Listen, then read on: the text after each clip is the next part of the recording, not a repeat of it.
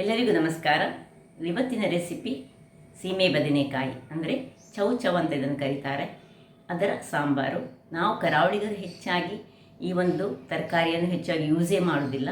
But ಇದಕ್ಕೊಂದು ತೊಂಡೆಕಾಯಿ ಹಾಕಿ ಅದರ ಸಾಂಬಾರು ಮಾಡಿದ್ರಂತೂ ರುಚಿ ಬಹಳ ಅದ್ಭುತವಾಗಿರ್ತದೆ.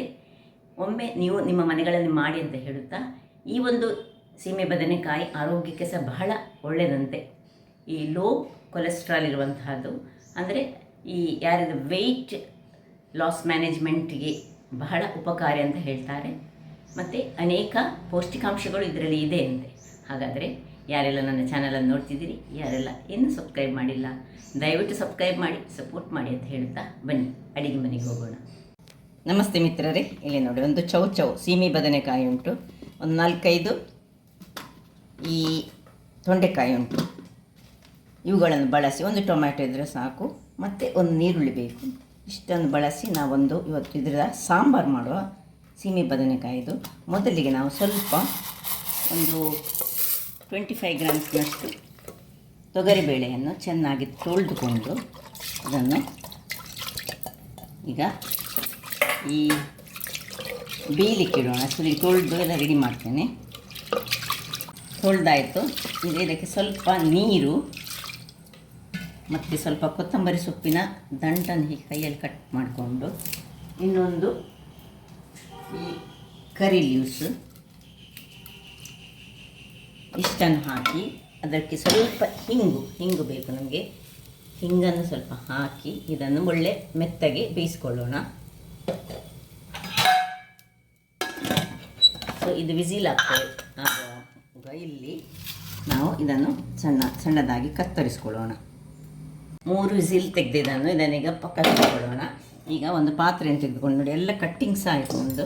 ನೋಡಿ, ನನ್ನ ಹತ್ರ ಸಾಂಬಾರು ಈರುಳ್ಳಿ ಇದ್ದ ಕಾರಣ ಸಾಂಬಾರು ಈರುಳ್ಳಿಯನ್ನು ನಾನು ಸ್ವಲ್ಪ ಯೂಸ್ ಮಾಡ್ತಿದ್ದೇನೆ. ಸೊ ನೀವು ಇಲ್ಲದಿದ್ದ ತೊಂದರೆ ಇಲ್ಲ, ಈಗ ಸ್ವಲ್ಪ ಕಟ್ ಮಾಡಿಕೊಳ್ಳಿ. ಒಂದು 2 ಕಟ್ ಮಾಡಿದರೆ ಆಯ್ತು. ಇದ್ದರೆ ಒಳ್ಳೆಯದಾಗ್ತದೆ. ಇದು ಆರೋಗ್ಯಕ್ಕೆ ಸಹ ಬಹಳ ಉತ್ತಮ ಅಂತೆ. ಸಣ್ಣ ಶ್ಯಾಲೆಟ್ಸ್ ಅಂತ ಹೇಳ್ತಾರೆ ಇದಕ್ಕೆ. ನೋಡಿ, ಈಗ ಕಟ್ ಮಾಡಿಕೊಂಡು ಒಂದು ಪಾತ್ರೆಯಲ್ಲಿ ಹಾಕ್ಕೊಳ್ಳೋಣ. ಮತ್ತು ಏನೆಲ್ಲ ನಾವು ಮಾಡಿದ್ದೇವೆ ಇವುಗಳನ್ನೆಲ್ಲ ಒಂದು ಪಾತ್ರೆಯಲ್ಲಿ ಹಾಕಿ, ಅದಕ್ಕೆ ಸ್ವಲ್ಪ ನೀರನ್ನು ಹಾಕ್ಕೊಂಡು ಅದರೊಟ್ಟಿಗೆ ಒಂದು ಕಟ್ ಮಾಡಿದ ಟೊಮ್ಯಾಟೊ ಸಹ ಹಾಕ್ಕೊಳ್ತಿದ್ದೇನೆ. ಇನ್ನು ಕೊತ್ತಂಬರಿ ಸೊಪ್ಪು ಮತ್ತು ಕರಿಬೇವಿನ ಸೊಪ್ಪನ್ನು ಸಹ ಹಾಕ್ಕೊಳ್ಳೋಣ ಇದಕ್ಕೆ. ಈಗ ಒಲೆ ಉರಿಸಿ ಸ್ವಲ್ಪ ನೀರು ಹಾಕಿ, ಮುಳುಗುವಷ್ಟು ನೀರು ಹಾಕ್ಕೊಂಡು ಇದನ್ನು ಬೇಯಿಸ್ಕೊಳ್ಳೋಣ. ಇದಕ್ಕೇನು ಮಸಾಲೆ ಮಾಡಲಿಕ್ಕಿಲ್ಲ. ನಮ್ಮ ಹತ್ರ ಸಾರಿನ ಪೌಡರನ್ನು ನಾವು ಯೂಸ್ ಮಾಡ್ತಿದ್ದೇವೆ. ಈಗ ಮುಚ್ಚಳವನ್ನು ಮುಚ್ಚಿಕೊಂಡು ಬೇಯಿಸ್ಕೊಳ್ಳೋಣ. ಈ ಒಂದು ಇದಕ್ಕೆ ಹೆಚ್ಚಿನ ಮಸಾಲೆ ಮಾಡಲಿಕ್ಕಿಲ್ಲ. ಏನು ಮಾಡೋದಂತ ನಾನು ಇದು ಬೆಂದ ಮೇಲೆ ಹೇಳ್ತೇನೆ.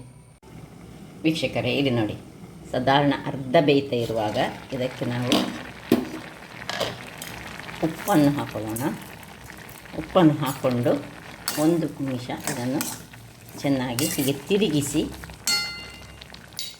ಪುನಃ ಈ ಮುಚ್ಚಳ ಮುಚ್ಚಿ ಒಂದು 2 ನಿಮಿಷ ಬೇಯಿಸ್ಕೊಳ್ಳೋಣ.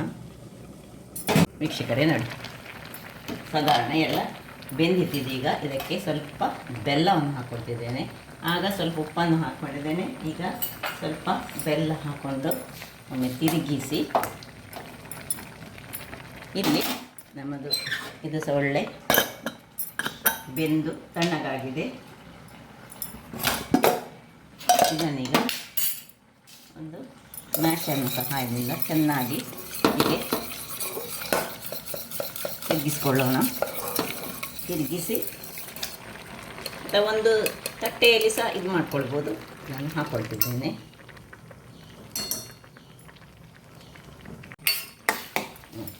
ಇನ್ನು ಚೆನ್ನಾಗಿ ಇದರಲ್ಲಿ ಸ್ವಲ್ಪ ಬೆರಿಬೇಕು. ಬೆರೆಯುವ ತನಕ ಒಂದು ನಿಮಿಷ ಹೀಗೆ ಇದರಲ್ಲಿ ಮುಚ್ಚಿಟ್ಕೊಳ್ಳೋಣ. ವೀಕ್ಷಕರೇ, ಇದು ಆಯ್ತು ನೋಡಿ. ಈಗ ನಮ್ಮೆ ತಿರುಗಿಸ್ಕೊಳ್ತಿದ್ದೇನೆ. ನಾನು ಒಳ್ಳೆ ಎಲ್ಲ ಸಹ ಬೆಂದುಕೊಂಡಿತ್ತು. ಉಪ್ಪು ಮತ್ತು ಈ ಬೆಲ್ಲ ಅದರಲ್ಲಿ ಮಿಕ್ಸ್ ಆದ ಮೇಲೆ ಈಗ ಇದಕ್ಕೆ ಸ್ವಲ್ಪ ಹುಳಿಯನ್ನು ಸ್ವಲ್ಪ ನೀರಿನಲ್ಲಿ ಮಾಡಿ ಹುಳಿಯ ನೀರನ್ನು ಹಾಕೊಳ್ಳೋಣ. ಹೆಚ್ಚಾಗಿ ನಾವು ಈ ಚೌವನ್ನು ಹೆಚ್ಚಾಗಿ ಸೀಮೆ ಬದನೆಕಾಯಿಯನ್ನು ನಾವು ಕರಾವಳಿಗರು ಹೆಚ್ಚು ಯೂಸ್ ಮಾಡೋದಿಲ್ಲ. ಬಟ್ ಹೀಗೆ ಮಾಡಿ ಸಾಂಬಾರು ಮಾಡಿದರೆ ಬಹಳ ಚೆನ್ನಾಗಿ ಬರ್ತದೆ. ಆರೋಗ್ಯಕ್ಕೆ ಸಹ ಅದು ಬಹಳ ಉತ್ತಮ ಅಂತೆ. ಸೊ ಈಗ ಈ ಹೊತ್ತಿನಲ್ಲಿ ನೋಡಿ, ಇದು ಸಾರಿನ ಪುಡಿಯನ್ನು ನಾವು ನಿಮ್ಮ ಹತ್ರ ಇರದಿದ್ದರೆ 4 ಬ್ಯಾಡಗಿ ಮೆಣಸು, 1 ಚಮಚ ಕೊತ್ತಂಬರಿ ಬೀಜ, ಅರ್ಧ ಚಮಚ ಜೀರಿಗೆ ಮತ್ತು ಸ್ವಲ್ಪ ಕರಿ ಲೀವ್ಸನ್ನು ಹಾಕಿ ಫ್ರೈ ಮಾಡಿ ಇದನ್ನು ಪೌಡರ್ ಮಾಡಿಕೊಳ್ಳಿ. ಪೌಡರ್ ಮಾಡಿದರೆ ಈ ಸಾರಿನ ಪುಡಿ ರೆಡಿ ಆಗ್ತದೆ. ಇಷ್ಟೇ ಸಾರಿನ ಪುಡಿ ಅಂದರೆ ದೊಡ್ಡ ವಿಶೇಷತೆ ಏನಿಲ್ಲ ಸಾರಿನ ಪುಡಿಗೆ. ಸೊ ಇಷ್ಟನ್ನು ಹಾಕಿ ಇದನ್ನು ಒಂದು ಎಷ್ಟು 2 ಚಮಚ, ಸ್ವಲ್ಪ ಖಾರ ಹೆಚ್ಚು ಬೇಕಿದೆ ಖಾರ ಹೆಚ್ಚು ಹಾಕ್ಕೊಳ್ಳಿ, ಸ್ವಲ್ಪ ಇನ್ನು ಕಡಿಮೆ ಆಯಿತು ಸ್ವಲ್ಪವನ್ನು ಹಾಕ್ಕೊಳ್ತಿದ್ದೆ ನಾನು. ಇನ್ನೊಂದು 3 ಚಮಚ ಹಾಕ್ಕೊಂಡೆ. ಇನ್ನು ನೀರು ಬೇಕಿದಷ್ಟು ಸ್ವಲ್ಪ ನೀರನ್ನು ಹಾಕ್ಕೊಳ್ಳೋಣ. ಇದೀಗ ತನ್ನಷ್ಟಕ್ಕೆ ದಪ್ಪ ಆಗ್ತದೆ. ಸೊ ಇದನ್ನೀಗ ಮುಚ್ಚಿಕೊಂಡು ಇಲ್ಲಿ ಕುದಿಸ್ಕೊಳ್ಳೋಣ. ಈಗ ಅದಕ್ಕೊಂದು ಸ್ಪೆಷಲ್ ಆದೊಂದು ಒಗ್ಗರಣೆ ಕೊಡೋಣ. ವೀಕ್ಷಕರೇ ನೋಡಿ, ಇದು ಒಳ್ಳೆ ಕುದೀತಾ ಉಂಟು. ಇಲ್ಲಿ ಒಂದು ಬಾಣಲೆಯನ್ನು ಇಟ್ಟಿದ್ದೇನೆ. ಇದಕ್ಕೊಂದು ಒಗ್ಗರಣೆ, ಒಂದು 2 ಚಮಚದಷ್ಟು ಎಣ್ಣೆ ಹಾಕ್ಕೊಳ್ಳಿ. ಎಣ್ಣೆ ಬಿಸಿ ಆಗಲಿ. ಎಣ್ಣೆ ಬಿಸಿ ಆಗುವಾಗ ಇಲ್ಲಿ ಉದ್ದಕ್ಕೆ ಹೆಚ್ಚಿಕೊಂಡಂತಹ ನೀರುಳ್ಳಿ ಮತ್ತು ಉದ್ದಕ್ಕೆ ಹೆಚ್ಚಿಕೊಂಡಂತಹ ಮೆಣಸು. ಈ ಖಾರಕ್ಕಿದೆ ಮೆಣಸು ಹೆಚ್ಚು, ನಮ್ಮದು ಬ್ಯಾಡಗಿ ಮೆಣಸು ಹೆಚ್ಚು ಖಾರ ಇರುವುದಿಲ್ಲ, ಅದಕ್ಕಾಗಿ ಸೊ ನಮ್ಮ ಸಾರಿನ ಪುಡಿಯಲ್ಲಿ ನಾವು ಯೂಸ್ ಮಾಡೋದು ಬ್ಯಾಡಗಿ ಮೆಣಸು. ಬೇಕಿದ್ದರೆ ಮಾಡ್ತಾರೆ ಕೆಲವರೆಲ್ಲ ಗುಂಟೂರು ಮೆಣಸನ್ನು ಯೂಸ್ ಮಾಡ್ತಾರೆ. ಈಗ ಮೆಣಸು ಇಷ್ಟನ್ನು ಹಾಕ್ಕೊಂಡು ಇದನ್ನೊಂದು ಸ್ವಲ್ಪ ಪರಿಮಳ ಬರುವವರೆಗೆ ನಾವು ಹುರಿದುಕೊಳ್ಳೋಣ. ಸ್ವಲ್ಪ ಟ್ರಾನ್ಸ್ಪರೆಂಟ್ ಆಗುವಾಗ ನೀರುಳ್ಳಿ ನಾವು 2 ಎಳೆಯಷ್ಟು ಕರಿ ಲೀವ್ಸನ್ನು ಹಾಕೊಂಡಿದ್ದೇವೆ. ಇದನ್ನೀಗ ಒಳ್ಳೆ ಸ್ವಲ್ಪ ಫ್ರೈ ಆಗಬೇಕು. ಇಲ್ಲಿ ನೋಡಿ, ಇದು ಒಳ್ಳೆ ಕುದಿಯಿತು ನೋಡಿ, ದಪ್ಪ ಸಾಕ್ತಾ ಬಂತು. ಇನ್ನೂ ಸಹ ಬೇಕಿದ್ದರೆ ಸ್ವಲ್ಪ ನೀರನ್ನು ಹಾಕ್ಕೊಳ್ಬೇಕು. ನಿಮಗೆ ಹೋಳೆ ತುಂಬ ಬೇಕಿದ್ದರೆ ಇಷ್ಟರಲ್ಲಿ ಇಟ್ಕೊಳ್ಬೋದು, ಅಥವಾ ಸ್ವಲ್ಪ ನೀರನ್ನು ಹಾಕ್ಕೊಂಡು ಕುದಿಸ್ಕೊಳ್ಬೋದು. ಇದನ್ನು ನಾನೀಗ ಆಫ್ ಮಾಡ್ಕೊಳ್ತಿದ್ದೇನೆ. ಉಪ್ಪನ್ನು ಚೆಕ್ ಮಾಡ್ಕೊಳ್ಳೋಣ. ವೀಕ್ಷಕರೇ ನೋಡಿ, ಇಷ್ಟು ಸಾಕು, ಸ್ವಲ್ಪ ಬ್ರೌನಿಷ್ ಬಂದರೆ ಸಾಕು. ಇದನ್ನೀಗ ಆಫ್ ಮಾಡ್ಕೊಳ್ಳೋಣ. ಮೆಣಸು ಸಹ ಅದರಲ್ಲಿ ಒಳ್ಳೆ ಇದಾಯಿತು ನೋಡಿ. ಇದಕ್ಕೀಗ ಹಾಕ್ಕೊಳ್ತಿದ್ದೇನೆ. ಹಾಕ್ಕೊಂಡು ಕೂಡಲೇ ಒಮ್ಮೆ ಮುಚ್ಚಿಕೊಳ್ಳೋಣ ನೋಡಿ. Serving time. ಪರಿಮಳಯುಕ್ತವಾದ, ಆರೋಗ್ಯಕ್ಕೆ ಬಹಳ ಒಳ್ಳೆಯದಾದ ಸೀಮೆ ಬದನೆಕಾಯಿ.